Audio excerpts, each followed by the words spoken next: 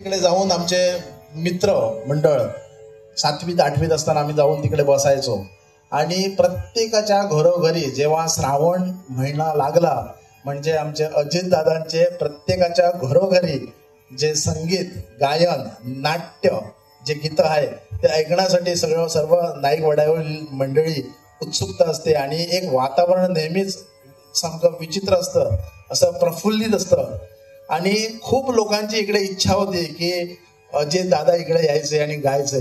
आज देव गणपती यांनी मला एक आशीर्वाद देऊन आज खऱ्या अर्थान प्रत्यक्ष आमच्या समोर अजितदादा आहे.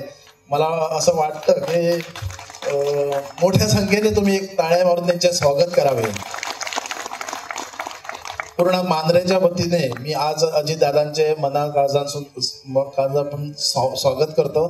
तसेच आज 32वा वर्धापन निमित्त मी श्री गणरायाकडे एवढीच प्रार्थना करतो की अजितदादांना चांगले आरोग्य आयुष्य द्यायचे, जेणेकरून आमचे सगळे जे रसिक आहेत त्यांचं एक जी इच्छा जी गाणं ऐकण्याची ती हजारो वर्षापर्यंत त्यांनी ऐकू दे.